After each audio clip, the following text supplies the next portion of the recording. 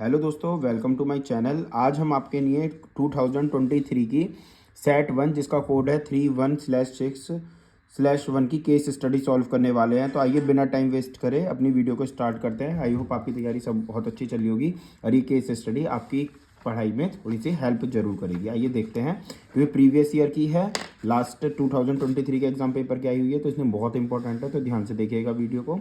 और अगर आपने अभी तक हमारे चैनल को सब्सक्राइब नहीं किया है तो हमारे चैनल को सब्सक्राइब कर लीजिए और उस पर प्रीवियस मंथ्स में कुछ इंपॉर्टेंट वीडियो अपलोडेड हैं, वो वीडियो जाकर जरूर देखिए। आइए स्टार्ट करते हैं।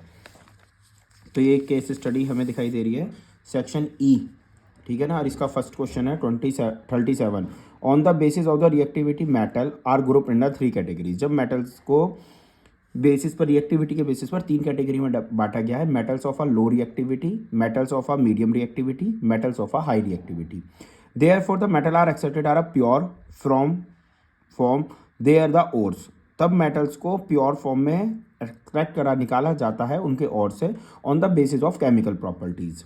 Metals have a high reactive metal जो होती हैं ओर्स, उनका हम इलेक्ट्रोलाइसिस करते हैं। Low reactive metal from the sulphide ore which is converted to in oxide, उन्हें पहले ऑक्साइड में कन्वर्ट करते हैं। इसके बाद the oxide of these metal reduce to a simple heating, और उन्हें फिर हम सिंपल हीटिंग के बाद प्योर मेटल्स उनसे एक्सट्रैक्ट करते हैं। सबसे पहला क्वेश्चन है, name the process of the reduction for the metal give the various reactions with air and water both. ये कह रहा है उस रिएक्शन का नाम लिखिए, यानी रिडक्शन रिएक्शन का नाम लिखिए, यूज ऑफ अ मेटल, जिसे मेटल यूज करते हैं, डेट गिव द, जिसे एयर और वाटर दोनों ही निकलते हैं। तो पहली रिएक्शन है इलेक्ट्रोलाइसिस रिडक्शन, तो इसका नाम हो जाएगा इलेक्ट्रोलिटिक रिडक्शन, हम करते हैं मेटल्स का। इसके बाद carbon can not use the reducing agent to obtain the aluminium from its oxide.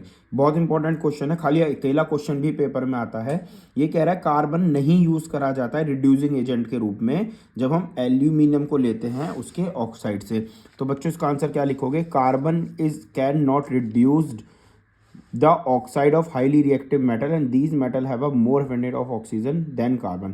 In metal के पास बहुत ज़्यादा अमाउंट में ऑक्सीजन होती है कंपेयर टू कार्बन, जिस वजह से carbon can not reduce, carbon reduce नहीं कर सकता ऑक्साइड को जो हाईली रिएक्टिव मेटल है। इसके बाद इसका क्वेश्चन नंबर सी है, describe the brief method to obtain the mercury on a bar and write the chemical equation. या तो आप ये वाला क्वेश्चन अटेम्प्ट कर लीजिए या फिर कर दीजिए differentiate between the roasting, calcination and given chemical equation of each, या फिर आप रोस्टिंग और कैल्सिनेशन का डिफरेंस बता दीजिए 2 नंबर में और एक एक केमिकल रिएक्शन के साथ। तो आइए देखते हैं। तो सबसे पहले पूछ रहा था गिव द रिएक्शन, मरकरी को लेना चिनबार से, तो कैसे लेंगे, the cinnabar is the heated with the presence of air. सबसे पहले से हीट करेंगे एयर की प्रेजेंस में। He first converted into the mercuric oxide, तो ये सबसे पहले जो बच्चों कन्वर्ट होगा वो मर्क्यूरिक ऑक्साइड में कन्वर्ट होगा, जैसा आपको दिखाई दे रहा होगा, ठीक है। And then reduce in a mercury, तब हम फिर इसे मरकरी में रिड्यूस कर लेंगे। तो हमने क्या काम करा है, सबसे पहले इसे ऑक्सीजन की प्रेजेंस में हीट करा है, HgS, ठीक है। तो इसमें से HgO बन गया है, सल्फर डाइऑक्साइड गैस बाहर निकल गई है।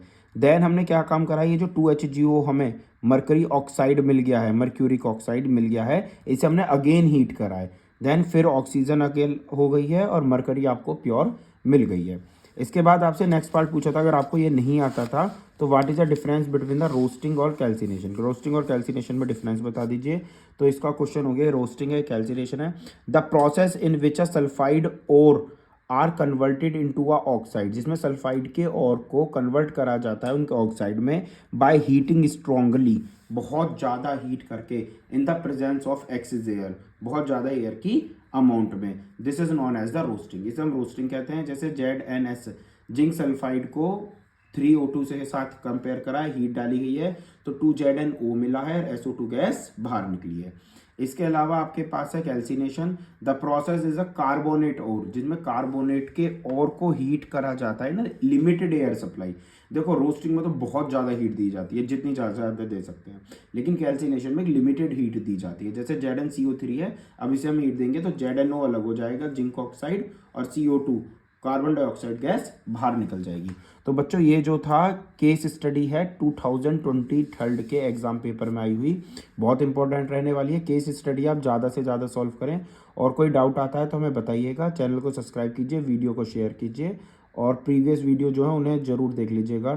थैंक यू दोस्तों, ऑल द बेस्ट।